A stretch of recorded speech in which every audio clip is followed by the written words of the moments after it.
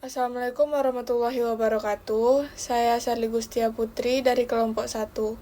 Di sini saya akan menjelaskan tentang kognisi sosial bersama anggota kelompok saya yaitu Heni Marsyalina, Aurelia Vanova, Natsua Anzila, Jamiatul Hari, dan juga Miftahul Ulum. Baik, berikutnya langsung saja, apa itu kognisi sosial? Kognisi sosial dapat didefinisikan sebagai proses mental yang melibatkan pengkodean, penyimpanan, dan pengambilan informasi yang berkaitan dengan interaksi sosial. Proses ini mencakup bagaimana individu menganalisis dan menginterpretasi informasi sosial untuk membuat penilaian dan keputusan dalam konteks interaksi dengan orang lain. Kognisi sosial adalah proses yang melibatkan persepsi, evaluasi, dan mengkategorikan orang lain. Karena banyaknya informasi sosial yang masuk dalam kognisi kita, maka diperlukan organizer kognitif yang disebut skema. Fungsi skema untuk menggambarkan bagaimana informasi sosial dipersepsi dan diorganisasikan secara selektif dalam ingatan. Dengan skema, maka orang lebih mudah dan efisien karena dalam skema tercakup juga kategorisasi. Di antaranya, keuntungan pemrosesan secara skematis adalah yang pertama membantu ingatan, yang kedua kecepatan pemroses mengingat meningkat.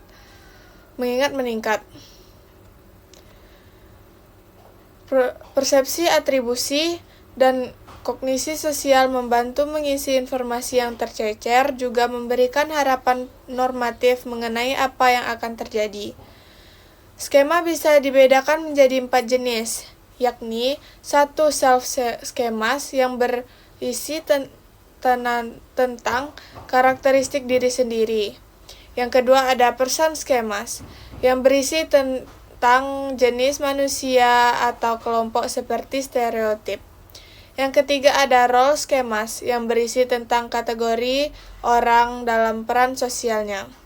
Yang keempat ada event schemas or script yang berisi tentang pengetahuan, tipe urutan kejadian atau situasi sosial. Psikologi sosial menggunakan istilah ini untuk menerangkan cara-cara kita menginterpretasi, menganalisis, mengingat, dan menggunakan informasi tentang dunia sosial. Dengan kata lain, bagaimana kita berpikir mengenai orang lain.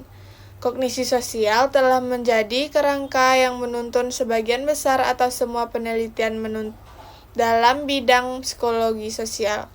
Berikut topik-topik yang terfokus terhadap psikologi sosial. Yang pertama ada komponen dasar kognisi sosial skema. Ini adalah kerangka mental yang menuntun kita untuk mengorganisasi sejumlah besar informasi dalam suatu cara yang efisien. Yang kedua ada jalan pintas mental. Teknik yang digunakan orang untuk mengurangi usaha kognitif guna memahami dan mendapatkan kejelasan mengenai dunia sosial. Misalnya dalam Kunda 1999. Yang ketiga ada tendensi khusus atau penyimpangan. Dalam pemikiran sosial kecenderungan yang dapat mengarahkan kita pada kesalahan-kesalahan, menyimpulkan tentang orang lain atau pada jenis kesalahan lain yang dapat terjadi dalam usaha kita untuk memahami dunia sosial. Yang keempat ada kompleksi hubungan antara efek, perasaan atau suasana hati kita saat ini dengan berbagai aspek kognisi sosial yang saling mempengaruhi. Manusia memiliki kapasitas kognitif yang terbatas untuk memproses informasi. Ketika tuntutan melebihi kapasitas ini, terjadi kejenuhan informasi, information overload. Untuk mengatasinya, digunakan strategi seperti heuristik, yaitu aturan sederhana yang memungkinkan pengambilan keputusan kompleks atau menyusun kesimpulan dengan cepat dan mudah. Strategi ini membantu menghemat usaha mental saat menghadapi banyak informasi. Selain heuristik, pemrosesan otomatis juga digunakan untuk melakukan beberapa aktivitas kognitif dan sosial secara otomatis tanpa usaha yang besar. sehingga mengurangi beban pikiran. Salah satu jenis heuristik adalah keterwakilan, di mana seseorang menilai sesuatu berdasarkan kemiripan dengan stereotip tertentu. Contohnya, seseorang yang berpakaian konservatif dan bersikap pemalu sering diasosiasikan sebagai pustakawan karena stereotip tersebut. Kedua strategi ini membantu manusia menghadapi dunia sosial yang kompleks dan lebih efisien. Yang selanjutnya ada heuristik keterwakilan, adalah strategi membuat penilaian berdasarkan sejauh mana seseorang atau sesuatu mirip dengan ciri khas kelompok atau kategori tertentu. Penilaian ini seringkali betul dikarenakan keanggotaan dalam kelompok tertentu mempengaruhi perilaku atau gaya kelompoknya. Namun, heuristik ini dapat salah jika mengabaikan data yang besar, yaitu frekuensi kemunculan kelompok atau kategori tersebut di dalam populasi. Misalnya, seseorang terlihat lebih pustakawan, probabilitasnya lebih besar ia adalah seorang manajer karena jumlah manajer lebih banyak. Selanjutnya ada heuristik ketersediaan, adalah strategi membuat keputusan berdasarkan seberapa mudah suatu informasi muncul dalam pikiran. Semakin mudah informasi tersebut muncul, semakin besar pengaruhnya kepada keputusan. Heuristik ini masuk akal dikarenakan informasi yang mudah diingat dan dianggap penting, tetapi bisa menyesatkan. Contohnya, seseorang melebih-lebihkan kemungkinan peristiwa dramatis yang jarang terjadi. Contohnya kecelakaan pesawat, meskipun kecelakaan mobil lebih sering terjadi. Di dalam evaluasi kinerja, peristiwa ekstrim atau tidak biasa lebih mudah diingat dibanding perilaku sehari-hari, sehingga dapat mendistorsi penilaian terhadap seseorang. Sebagaimana yang telah dibahas berulang kali, dilema utama yang kita hadapi dalam kognisi sosial adalah kapasitas kita untuk mengolah informasi, termasuk informasi sosial.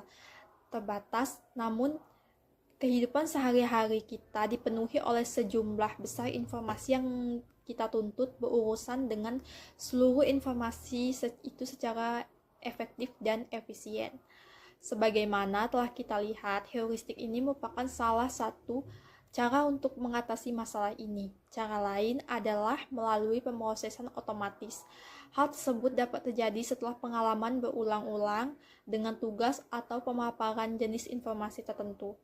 Kita akan mencapai suatu proses di mana kita dapat melakukan tugas atau memproses informasi yang tampaknya tidak membutuhkan usaha atau secara otomatis dan tidak disadari.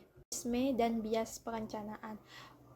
Optimisme yang tidak realistis banyak cenderung terlalu optimis mengenai kemampuan mereka untuk menyelesaikan tugas tepat waktu, yang dikenal sebagai bias optimisme. Bias ini menyebabkan individu mengabaikan potensi hambatan yang mungkin muncul.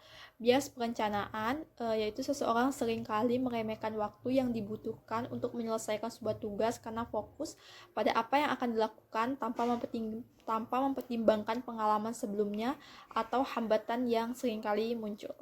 Optimis dan bias perencanaan, yaitu yang pertama aturan optimisme. Walaupun optimisme biasanya dianggap menguntungkan, adalah pengecualian penting ketika individu menghadapi situasi dengan konsekuensi besar mereka sendiri dan mempersiapkan diri untuk kemungkinan terburuk.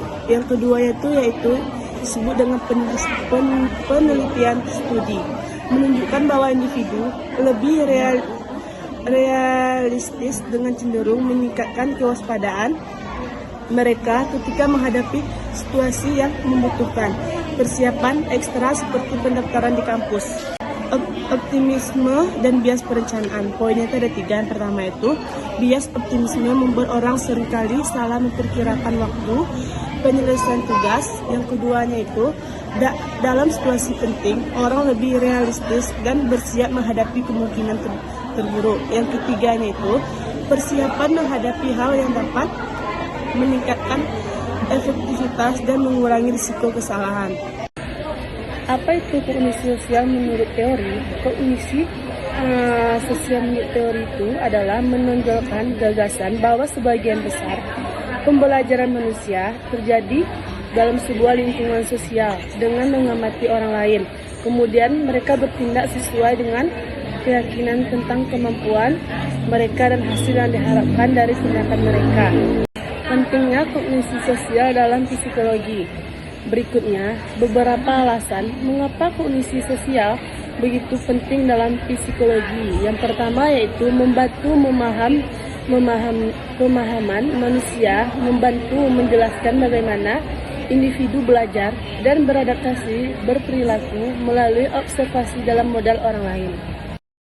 Baik, saya akan menjelaskan pentingnya kognisi sosial dalam psikologi. Yang kedua, itu ada mengembangkan identitas diri. Individu membangun gambaran tentang diri mereka sendiri melalui pengalaman interaksi sosial dan pengaruh dari orang-orang di sekitar mereka. Yang ketiga, itu ada regulasi emosi dan motivasi. Melalui proses pemodelan dan pengaruh sosial, individu dapat belajar mengatasi rasa takut, kecemasan, atau kebingungan dalam berbagai situasi. Selanjutnya, yang keempat, interaksi sosial yang efektif. Interaksi sosial yang efektif memungkinkan individu untuk mempraktikkan keterampilan sosial, mendapat umpan balik, dan menginternalisasi norma-norma sosial. Yang kelima, itu ada mempengaruhi persepsi dan penilaian. Kognisi sosial juga mempengaruhi cara kita mempersepsikan dan menilai orang lain dan situasi sosial. Informasi sosial diproses dan digunakan untuk membentuk kesan dan evaluasi terhadap individu atau grup. Baik, selanjutnya saya akan menjelaskan proses kognisi sosial. Nah, proses kognisi sosial sendiri terdiri dari beberapa tahapan. Nah, tahapan yang pertama yaitu perhatian. Proses pertama dalam kognisi sosial adalah perhatian, di mana individu mulai mengamati kejadian atau gejala sosial di sekitarnya. Dalam tahap ini, skema berfungsi sebagai penyaring informasi, memungkinkan individu untuk memilih informasi yang dianggap penting untuk disimpan di dalam ingatannya. Nah, yang kedua ada pengkodean.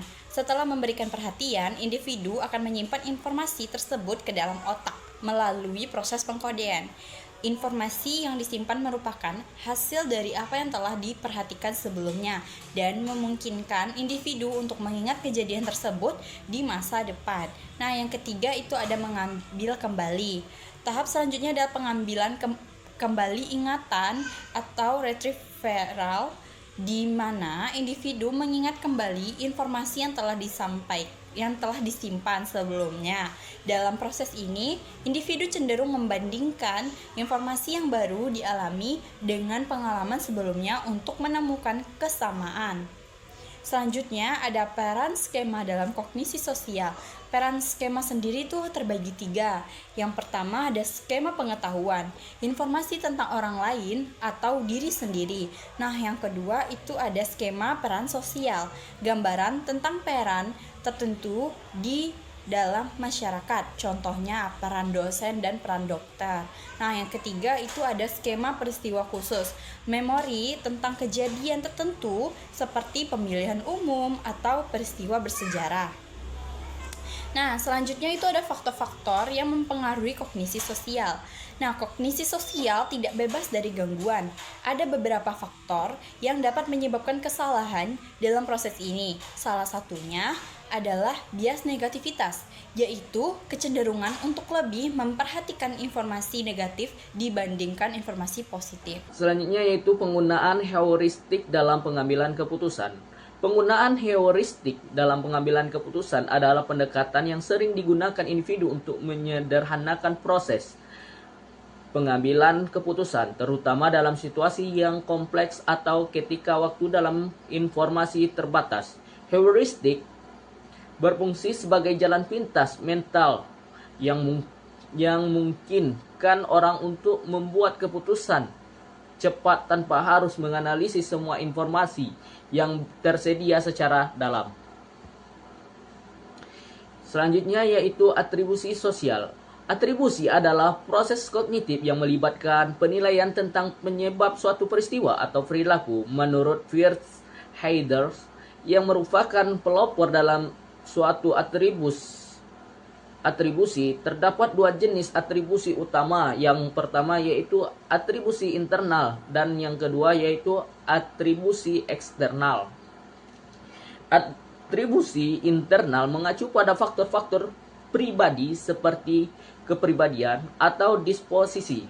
Sedangkan atribusi eksternal berhubungan dengan situasi atau kompleks yang mempengaruhi perilaku. Tahap proses atribusi. Yang pertama yaitu pengamatan perilaku. Individu mengamati perilaku orang lain secara langsung. Yang kedua, penilaian kedeliberan, yaitu menentukan apakah perilaku tersebut disengaja atau tidak. Yang penting untuk menilai keabsahan tindakan. Yang ketiga yaitu atribusi kausal, mengelompokkan penyebab perilaku ke dalam kategori internal ataupun eksternal. Faktor yang mempengaruhi atribusi yaitu ada 3. Yang pertama yaitu kekhususan, yaitu persepsi seseorang terhadap perilaku dapat berbeda tergantung konteks situasi. Yang kedua yaitu konsensus. Jika banyak orang bertindak dengan cara yang sama di dalam suatu situasi tertentu, individu cenderung menganggap perilaku tersebut sebagai hasil daripada faktor eksternal. Yang ketiga yaitu stabilitas, yaitu apakah penyebab dari suatu perilaku dianggap stabil atau tidak stabil juga mempengaruhi atribusi yang dibuat. Baik, lanjut materi selanjutnya itu contoh atribusi sosial. Yang pertama itu nilai ujian. Seorang siswa yang mendapatkan nilai buruk mungkin menyalahkan gurunya daripada mengakui bahwa dia tidak belajar. Nah, yang kedua itu kegagalan bisnis. Jika seorang teman mengalami kegagalan dalam bisnis, kita bisa mengaitkannya dengan kurangnya kemampuan pribadi atau kondisi ekonomi yang buruk. Nah, selanjutnya yaitu tahapan perkembangan kognisi sosial menurut Selman. Tahap yang pertama itu tahap 0. Sudut pandang egosentris yang tentang usia dari usia 3 sampai 6 tahun. Nah, pada tahap ini anak-anak tidak dapat membedakan antara perspektif maka mereka sendiri dengan orang lain. Nah, yang kedua itu tahap 1, sudut pandang subjektif tentang usia 6 sampai 8 tahun. Nah, anak mulai menyadari bahwa setiap individu memiliki kehidupan psikologis yang unik. Yang ketiga itu tahap 2, sudut pandang timbal balik tentang usia dari 8 sampai 12 tahun. Pada tahap ini anak-anak mulai dapat merefleksikan pikiran dan perasaan mereka serta memahami subjektivitas orang lain. Selanjutnya itu yang keempat, tahap 3, sudut pandang pada orang ketiga tentang usia 10 sampai 12 tahun. Anak-anak dapat menempatkan diri mereka pada posisi orang ketiga yang netral, memahami bahwa pemikiran mereka bisa menjadi objek pemikiran orang lain dan sebaliknya. Yang kelima itu tahap 4, sudut pandang kemasyarakatan atau usia 2 di rentang usia pada 12 tahun ke atas. Nah, pada tahap ini individu mulai memahami tindakan, pikiran dan motif secara lebih mendalam, termasuk norma-norma sosial yang berlaku. Nah, selanjutnya itu ada juga pengaruh pengalaman pada lingkungan. Yang pertama itu interaksi sosial. Anak-anak yang terlibat dalam interaksi sosial yang beragam cenderung mengembangkan pemahaman yang lebih baik tentang perspektif orang lain. Yang kedua itu model perilaku. Anak-anak seringkali meniru perilaku orang dewasa di sekitar mereka jika mereka melihat contoh positif dalam berinteraksi dengan orang lain, seperti empati dan pengertian. Mereka lebih mungkin untuk menginternalisasi nilai-nilai tersebut. Yang ketiga yaitu pendidikan dan pembelajaran. Lingkungan pendidikan yang mendukung diskusi terbuka dan kolaborasi antar siswa dapat meningkatkan kemampuan anak untuk memahami sudut pandang yang berbeda. Nah, jadi kesimpulan dari materi ini, kognisi sosial adalah cabang psikologi yang mempelajari bagaimana individu memproses, menyimpan dan menerapkan informasi tentang interaksi sosial, melibatkan elemen-elemen seperti pengkodean, penyimpanan, dan pengambilan informasi. Proses kognitif ini mencakup persepsi, evaluasi dan pengkategorian yang mempengaruhi cara kita menilai orang lain, serta membantu individu mengatur emosi dan motivasi untuk beradaptasi dalam berbagai situasi sosial. Kognisi sosial memiliki aplikasi luas dalam psikologi klinis dan perkembangan, serta berperan dalam memahami gangguan psikologis dan dinamika hubungan antar pribadi. Selain itu, tahapan perkembangan kognisi sosial menurut Robert Salman menunjukkan pentingnya pengalaman sosial dan lingkungan dalam membentuk kemampuan dan memahami perspektif orang lain. Secara keseluruhan, kognisi sosial mendukung fungsi individu dalam konteks sosial dan meningkatkan kualitas interaksi serta pengalaman hidup. Baiklah, mungkin itu saja dari kelompok kami. Saya akhiri dengan Assalamualaikum warahmatullahi wabarakatuh.